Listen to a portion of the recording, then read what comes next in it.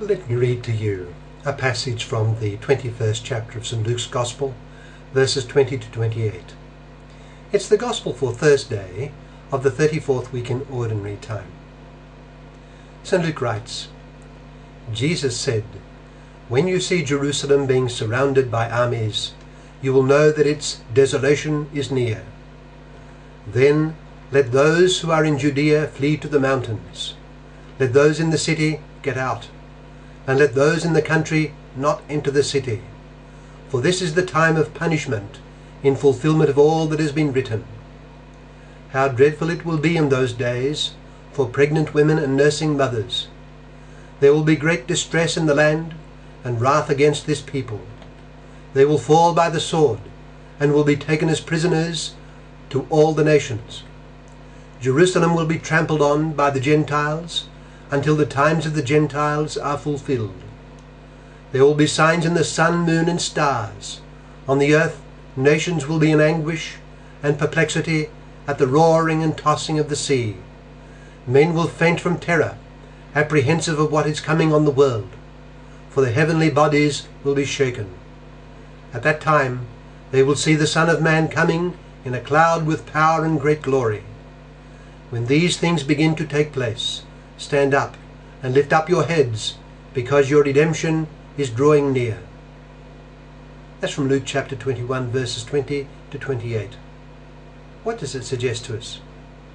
Well, it suggests that Christ is our hope. It is generally recognized that many passages of the Gospels consist of sayings of our Lord, statements of his that are strung together and situated in certain contexts. The present passage that I've just read would seem to be an example of this.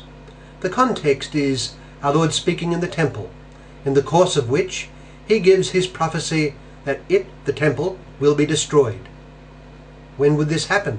Some had asked. Our Lord did not choose to answer the question as to date, but foretold that the magnificent temple would be attacked by armies and destroyed. That is to say, it would be a repetition of what had happened in the past, as recorded in the Old Testament. Jerusalem will be, and I quote, surrounded by armies. There will be desolation and great distress in the land, and wrath against this people. Inhabitants will fall by the sword, and will be taken as prisoners to all the nations.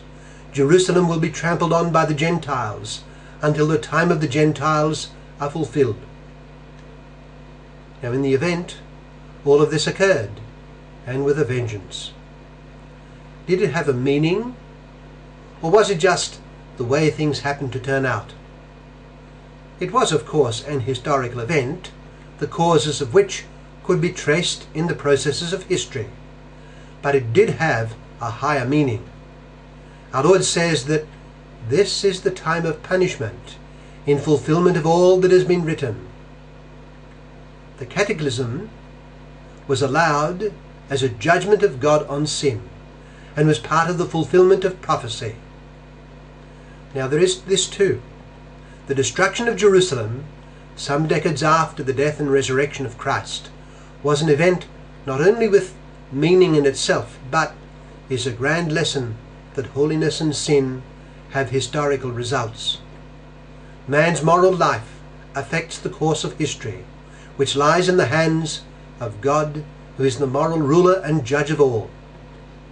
One of the points that Pope Benedict XVI made in his encyclical letter Caritas in Veritate is that the morality of decisions affects the world economy for good or ill, as the case may be.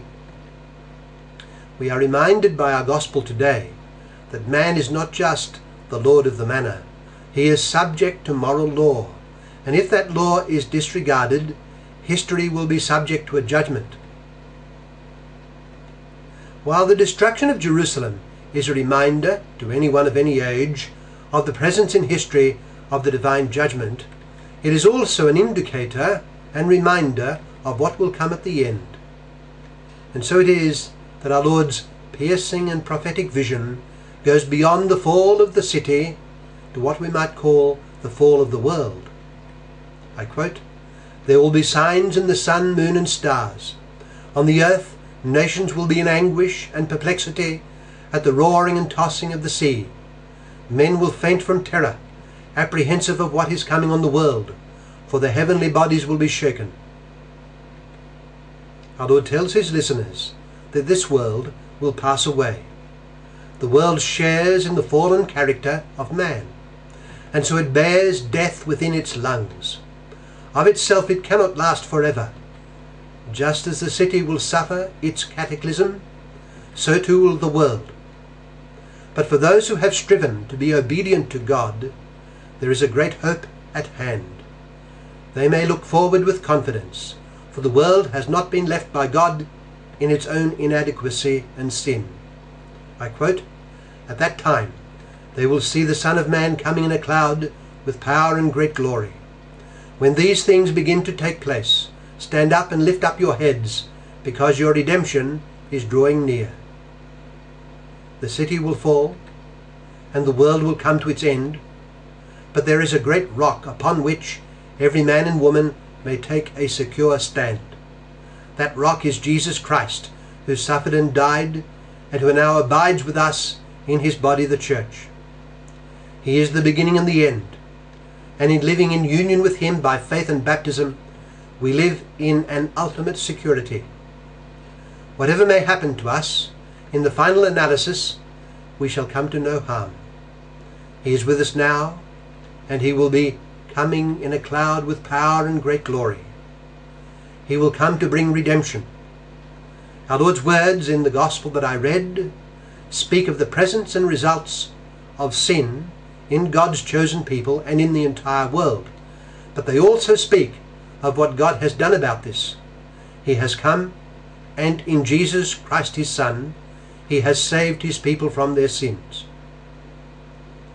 Our Lord's words begin on a profoundly somber note, and they end with a ringing note of hope. Whatever situation you are in, be faithful to the end, our Lord says. Stay close to me and walk in my footsteps. No matter what life may bring, place your trust in me, and at the end your trust will be vindicated. I shall come, and your redemption will be near at hand.